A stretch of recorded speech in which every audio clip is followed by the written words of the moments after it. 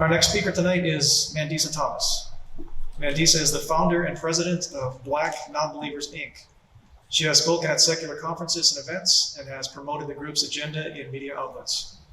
Mandisa has made interview appearances in media outlets including CBS News, NPR's Code Switch podcast, and the Freedom from Religion Foundation's Free Thought radio program.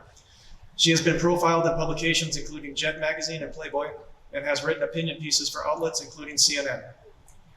Mandisa founded Black Nonbelievers Incorporated in 2011 as a nonprofit secular fellowship. Its goals include eliminating stigma, increasing visibility, and providing support and networking opportunities around non-belief in the African American community. The organization's leadership is mostly female and includes LGBTQ representation, and it has affiliates in 10 US cities. So, ladies and gentlemen, Mandisa.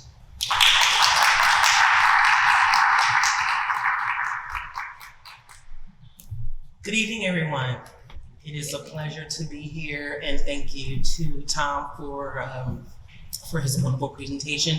Thank you also to the Skeptics of Middle Georgia for inviting me. Thank you to everyone in this room, and also everyone who's watching online. Can't forget about y'all. Thank you. So I absolutely love giving the backstory to the title of this talk. I am originally a New York City native, for those of you who aren't aware. And in addition to my having a pretty secular upbringing, which is pretty uncommon, I'm also a huge hip hop fan. How many of my hip hop heads, or are there any hip hop heads in the house? Good. So I might be dating myself a little bit. I'm 44 years old. And I originally, the concept for this talk started in 2017 with the faculty advisor of the Sacramento City College's Secular Student Alliances group. And so as we were crafting this presentation and the tour that I did, I came up with some titles. And one was based on, how many of you are familiar with Public Enemy? Yes, good. So you know they have an album called Fear of a Black Planet. So the title of this talk is Fear of a Black Atheist. You may have seen it before, but I do tend to give variations of this talk every time I give it. So it's always good to see it in person, see it live.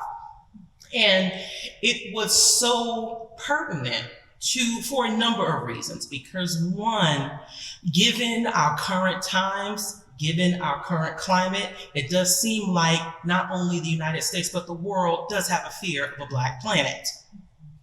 But also too, with the rising number of the non-religious, and also with the work that we have to do within our own community, there seems to have been a fear of Black atheists. And so with that, we're gonna get right into it. First, again, just a bit more about myself. I am the founder and president of Black Nonbelievers, born and raised in New York City. I was raised in what was called the Black conscious community, which is another reason why Public Enemy and their music and their message was so powerful and so relevant. And it had a very huge impact on my upbringing, as well as how I organize and how I view things. At the time that Black Nonbelievers got started, I was working full-time at the Centers for Disease Control as the event services manager. I transitioned to full-time activism going on 3 years ago now. And in addition to my work with Black Nonbelievers, I also currently serve on the boards for American Atheists and the American Humanist Association. I also volunteer with Recovering from Religion. And while I did not get into this movement for awards and accolades, I am proud to say that I was named the Unitarian Universalist Humanist Association's Person of the Year in 2018. I was the recipient of the Secular Student Alliance's Backbone Award in 2019. I was also named the Freedom from Religion Foundation's Free Thought Heroine that year. And last year, I was the co-recipient of the 2020 Harvard Humanist of the Year Award, along with Sikiwu Hutchinson. If you are not familiar with her, I highly recommend that you become more familiar. And also author Ijoma Alua. And this is important because, again, people often ask, well, why stress Black atheists? Why do we need to talk about, why do we need to differentiate, or why does there need to be? So first, I want to say that we do exist. There are those of us here from the Black community who actually openly identify as atheists, or who have questioned their beliefs through evidence and through their experiences, and who have left religion behind. And while we are still smaller in number, we are growing, and you can see it represented in this room. Not as much as what some would like to, but yes, we do exist. And I do want to quote from a Playboy article from 2018. This was a gentleman who was a former pastor. He attended his first convention in Oklahoma City, which was the American Atheist Convention that year. And to quote from the July-August 2018 article, Among the Atheists, he says, "The most encouraging moment of that convention weekend comes when I introduced myself to Mandisa Thomas, president and founder of Black Nonbelievers, an organization dedicated to support and visibility for Black atheists." So now we're going to go back into why this is important, because it is. Excuse me. So in order to understand why the focus on Black atheists and also other atheists of color is important, we have to understand why religion defines the Black community. And it goes back to because the numbers support this. Approximately 79% of the Black community, and I think those numbers are probably higher, identify as religious. Now we are talking about the Black community making up 12%, approximately 12% of the US population. The number of religiously identified is about 80%, which is disproportionately high, even though the number of religious nuns are rising. And this is due to, when we talk about survival, Tom talked about survival in his presentation. Slavery in the United States of our African ancestors pretty much forced the enslaved to accept Christianity in particular. And it was more of, if you didn't accept it, you died. So, and most of the major religions, the Judeo-Christian religions, why they are so prevalent is because that is the primary way they were forced. So it wasn't because they had their own traditional beliefs, but they were forced, in addition to accepting, the oppression, not even accepting the oppression, but that was an aspect of having to endure the enslavement in this country. So we have to, and that is very, very important as to understanding why there is a higher number of religiously identified Black folks, especially in the United States. But even though this was the case, the Black church, which in areas like Macon, Georgia, is probably very powerful, it became a primary sense of support once slavery ended and institutionalized racism was enacted and enforced. There were a huge number of historically Black colleges and universities that were founded through churches. And so, yes, there was a foundational support with the Black community, especially once Jim Crow laws were started, and also once many in the Black community were disfranchised through terrorist groups like the Ku Klux Klan, especially here in the South. So the church became that sense of support for a lot of people. However, with this knowledge and with this understanding as to why the church and religion in particular is extremely prevalent within the Black community, we do contend that it has been a crippling agent. Now, I personally am anti-religion. I'm very much anti-religion because, and you can go to Pew Research to verify these numbers. But we contend that religion has crippled our community, and we are in the midst of Black History Month, right? Just started. And so religion and Christianity, the identity, has hijacked the image and the representation of the Black community. How many of you are familiar with Dr. Carter G. Woodson? Okay, only one person. And this is why this talk is so important. So Dr. Carter G. Woodson, who was a Harvard graduate, he was an African-American historian during the time of the Harlem Renaissance. He famously wrote the book, The Miseducation of the Negro. He is the founder of Negro History Week, which became Black History Month in the 1970s. The fact that only one person in this room was able to identify him speaks to the problem of the education and the information that is missing regarding freethinkers, especially coming from the Black community. Because the concept of free thought, humanism, and atheism is nothing new to us. We've had these same questions, compared and contrasted the evidence.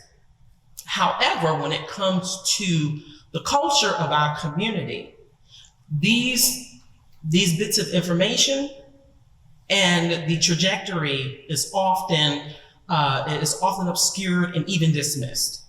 So there is, and this isn't just important to Black history, it's important to American history. So when we talk about the miseducation of a lot of folks, there are many who have been. And also it ignores how Blacks became predominantly Christian in the first place. Like I said, it wasn't because people wanted to accept it. And it really does. We charge religion and Christianity with being the primary agent of white supremacy.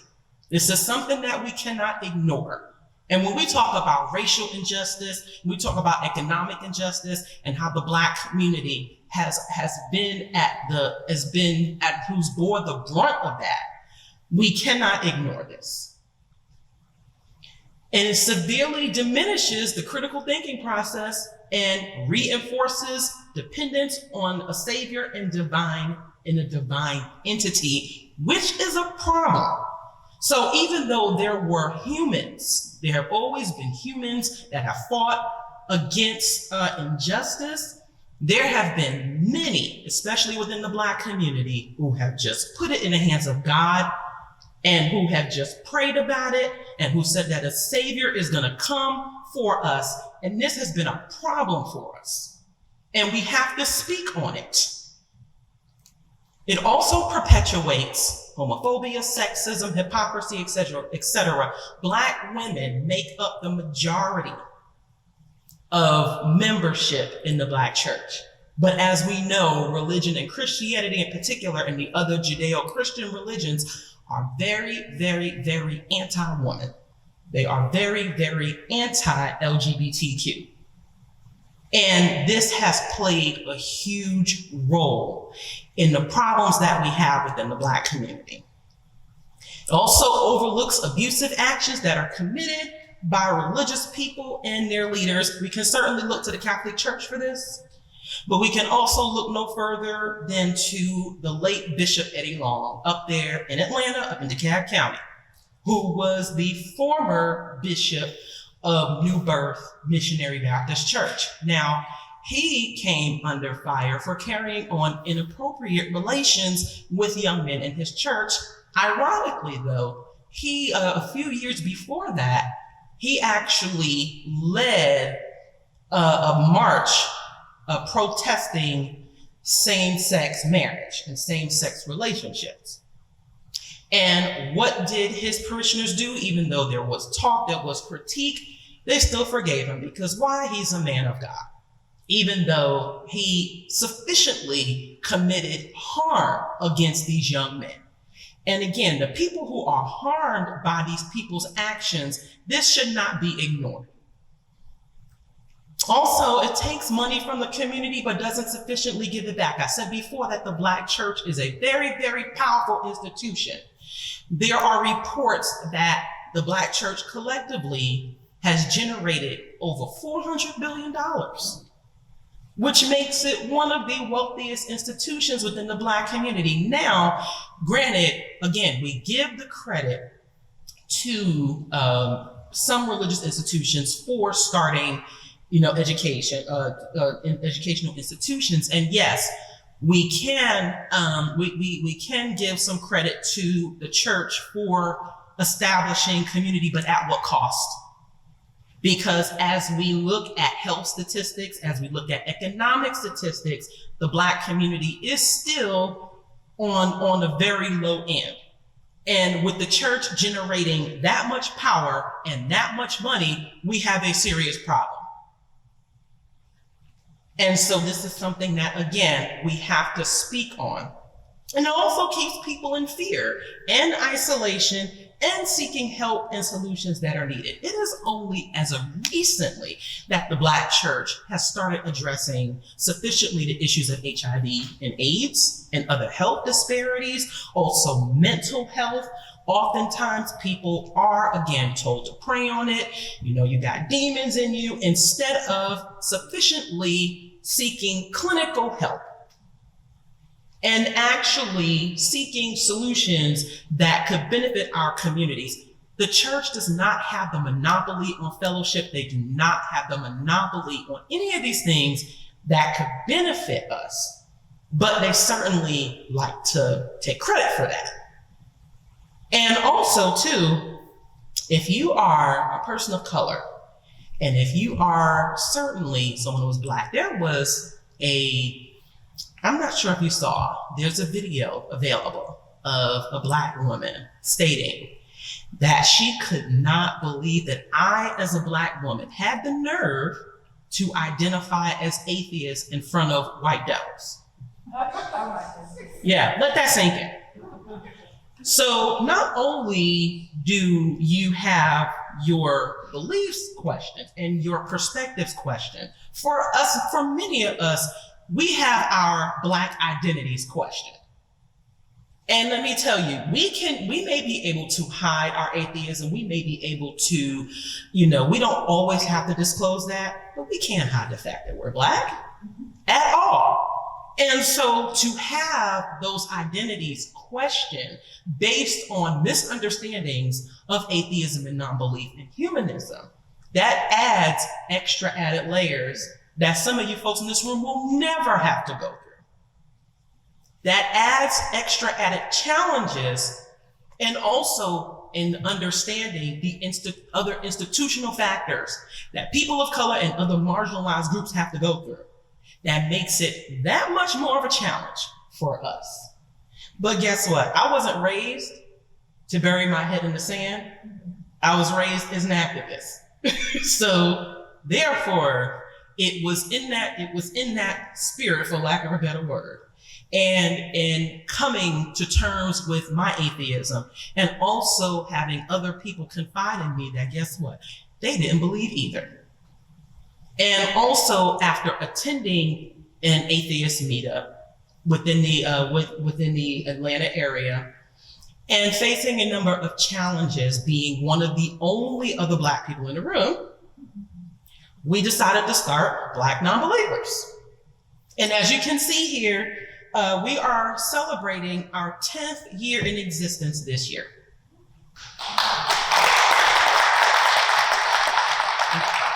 Thank you. So we aren't just an organization that sits around and just say, hey, we're here as Black atheists, we exist. I am an organizer, not just at my heart, but what I do. So like many other organizations and many other groups, We do help bring people together because guess what? I can tell you more often than not that I have had a number of people come to me and say, I thought I was the only Black atheist out there. I thought I was the only one who existed, and I'm glad I'm not alone. And I know that many of us as atheists in general feel that. So there was a need to build community among us, and also providing that space for those who understood specifically what it was like to come out of religious belief, and also to face that being in the midst of the Black community. And so while we host a number of activities. We host social events, we have guest speakers, but in addition to that, we have also contributed to research and content, building of content from the Black atheist demographic that more people need to be aware of. So for example, how many of you are familiar, have ever heard of Candace Gorham? Okay, so if you aren't familiar with her, she is the author of the Ebony Exodus Project, which debuted in 2013, which discusses why some Black women are walking out on religion. She compiled a number of stories, mine included, and also research into religion in the Black community, the toll and effect it takes on mental health, and also why it is that much harder for more Black women to leave the church. So I highly recommend getting that book. It is available on Amazon Prime. I usually give this presentation with a PowerPoint because I like visuals. I don't just like to tell you. I don't like for you to just take my word for it. I actually like to show what I'm speaking of. But also, in addition to us holding and building up our community base to help more people find each other, to increase that networking base, we have, as stated in the introduction, we have done interviews and appearances on a number of media outlets, which for some of our members initially they were almost deathly terrified of that, because like many other atheists, there are quite a few who are in that closet and they were afraid to speak up and say something publicly. However, when you have such an overwhelming presence of religion within Black culture, which it is, and there is a fundamental misunderstanding of atheism and non-belief, it became more important for us to speak up.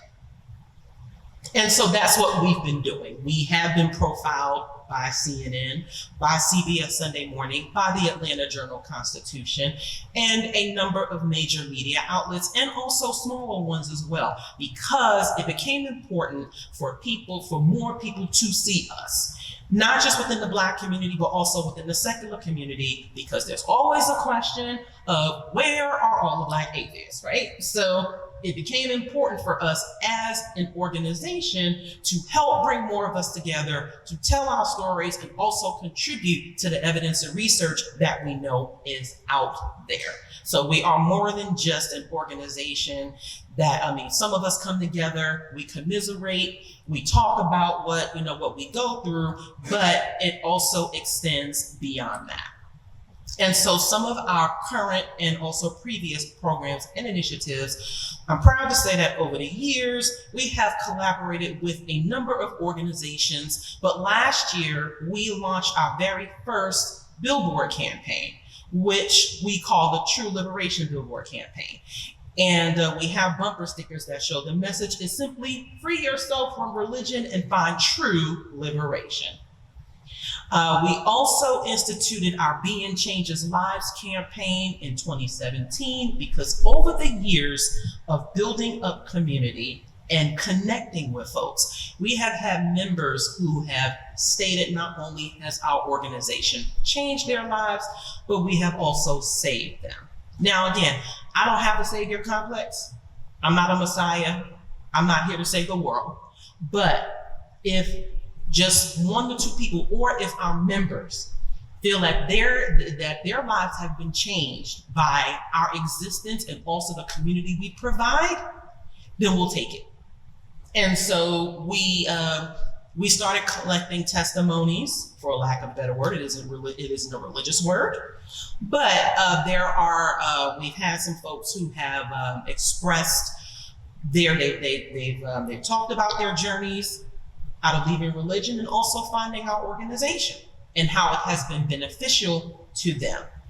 And in addition to that, last year, we also co-sponsored the very first Zora Neale Hurston Scholarship along with the Secular Student Alliance, which does benefit Black college students. So we do make sure that we try to pay it forward for those who are coming after us. We also do try to develop a leadership pipeline and also a speaker pipeline for those who could benefit from more exposure. So our purpose as an organization is very, very multifaceted. It is very multi-pronged, and I'm very, very proud of the work that we do. And so we're going back to the question of, are you really an ally?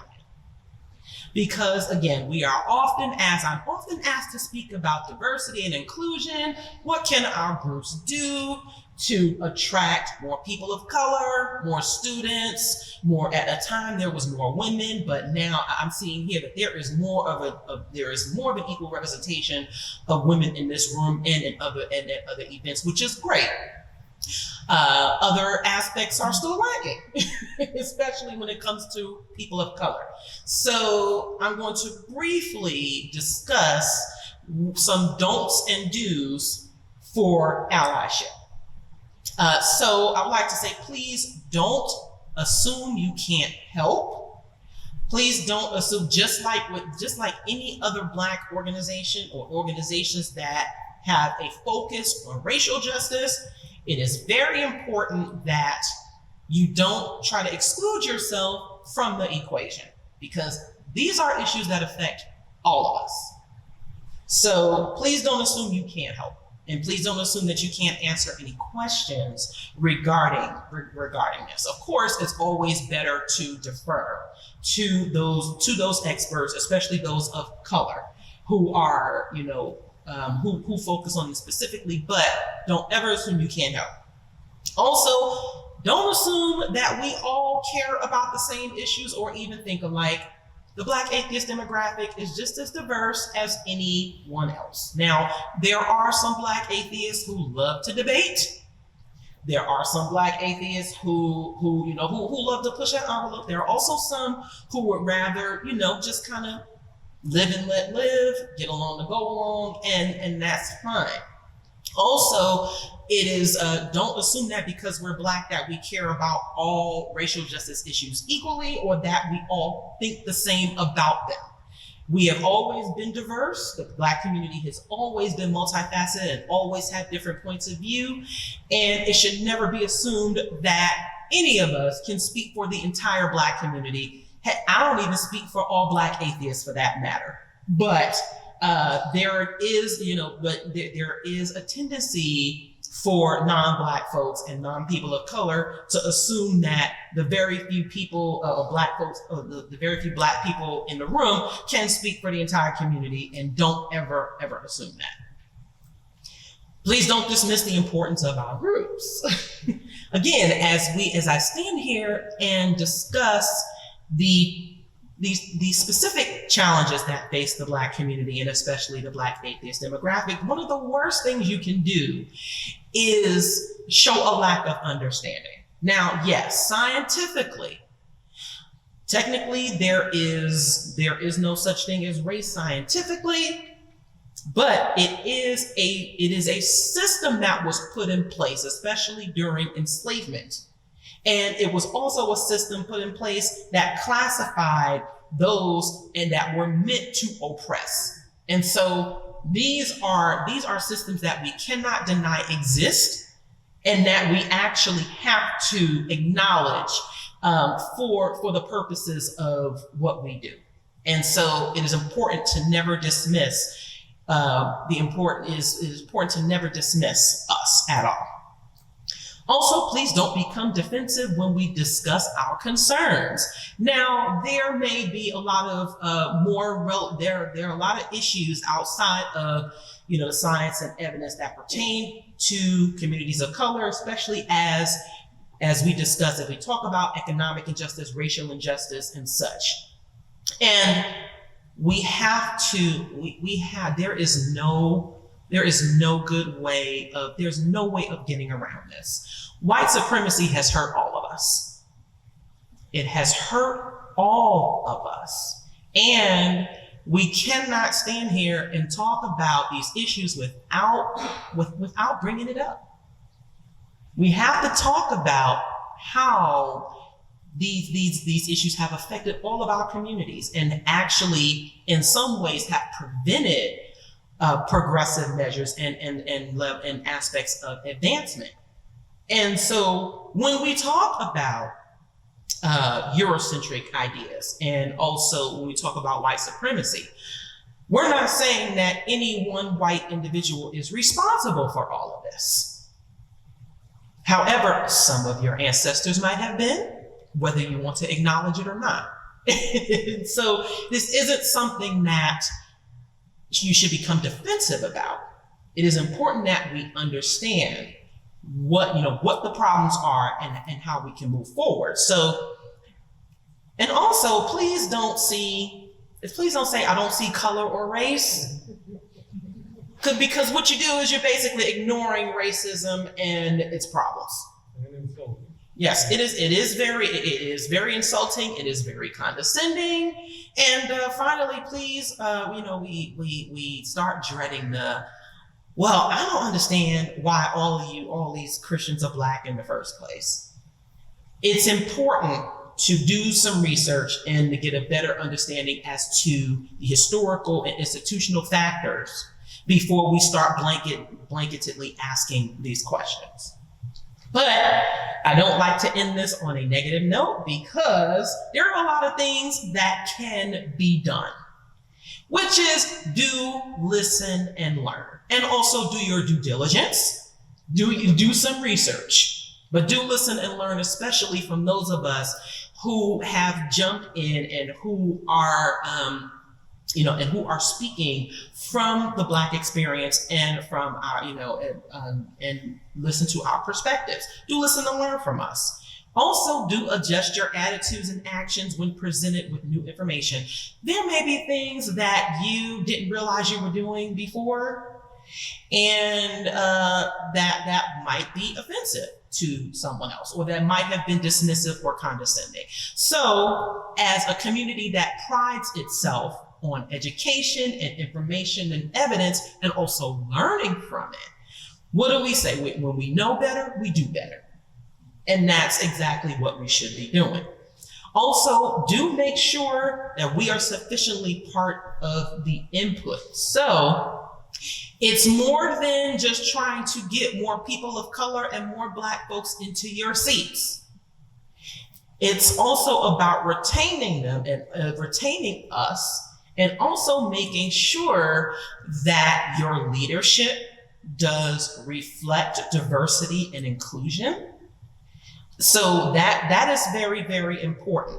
Also, make your content and programming diverse and relevant. How many times can we sit and talk about the problems of religion in our communities at any given time? So, as atheists, as humanists, as non-believers, there are other things that we are interested in. We are very multifaceted within ourselves. This doesn't have to be the only thing that defines us, even though I contend that it is a very important part of our identity, and there's nothing to be ashamed of. But as folks who are supposed to be more enlightened, especially once you leave religion, our programming and our information and what we do can reflect that.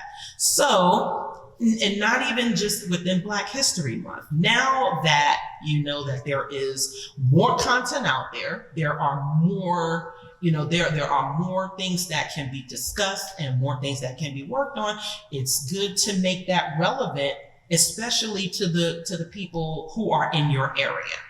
That may draw them in a whole lot more. Also, do collaborate and participate and make them more than just one-time efforts.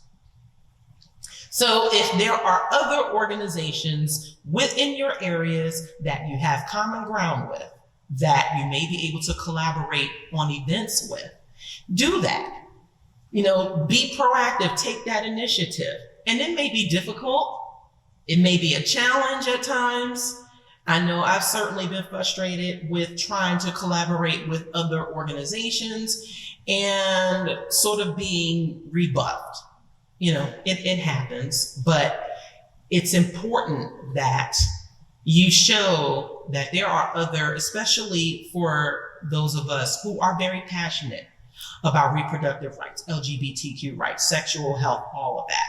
If there are other organizations who have those focuses and you can work with them, please do that. And again, be routine about it.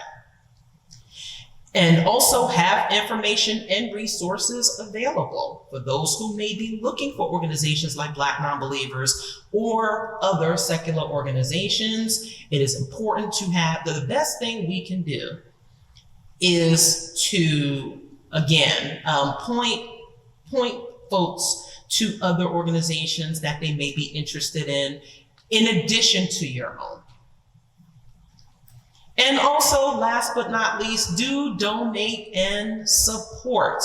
I know that many folks who have left religion behind have also been liberated from this idea of having to give to your church on a regular basis, but any or all organizations that have a community purpose need support, and ours is no different. And I will say Black Nonbelievers is a 501c3 nonprofit organization, and donations to us are tax deductible.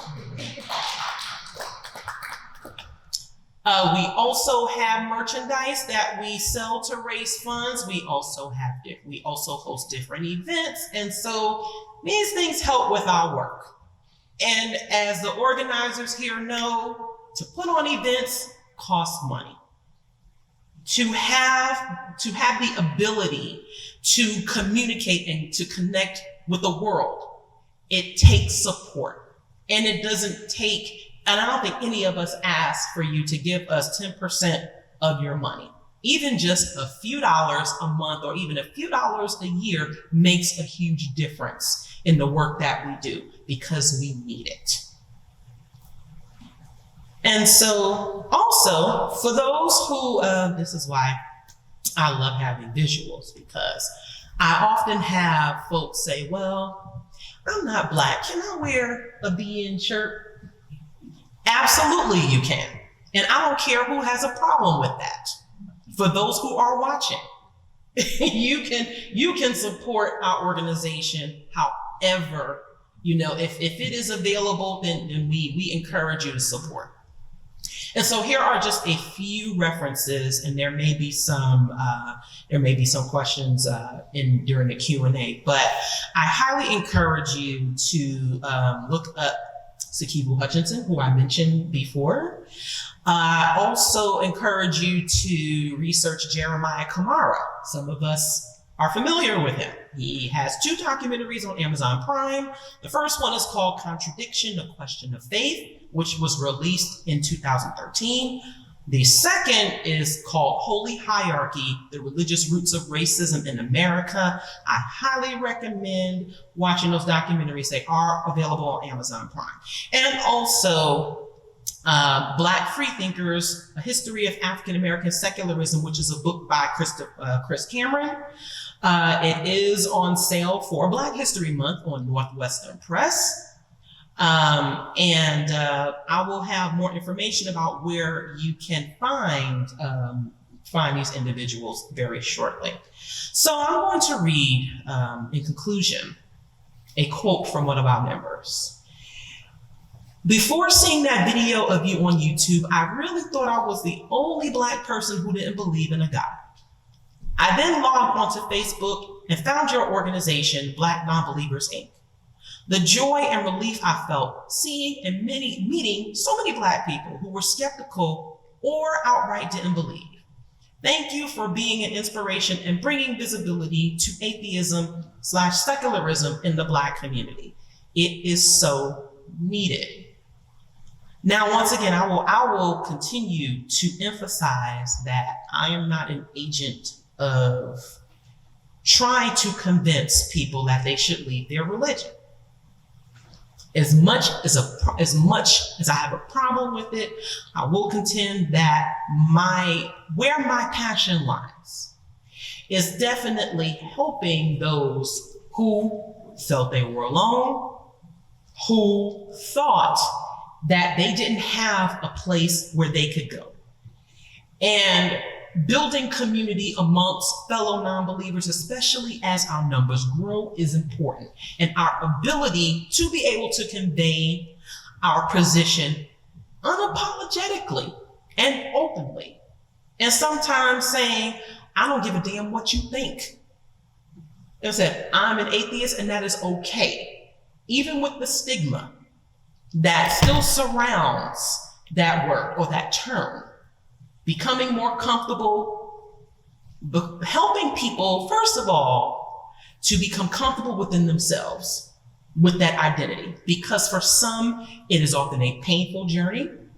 Sometimes we lose family members and friends, and sometimes we still do fear losing family members and friends. But there is a way for us to rebuild. And there is a way for us to continue to connect, mostly with each other. But the more we express, the more we become more comfortable with our terms, with our identities, and the more we continue to network and build our communities, and also lead by example on how to be better human beings. We will help to eradicate the fear of atheists. We will show our secular communities that there is more diversity than people think. There are more people doing the work, and they should be supported. And so with that, I say thank you, and let's continue to build and work together to erase those fears.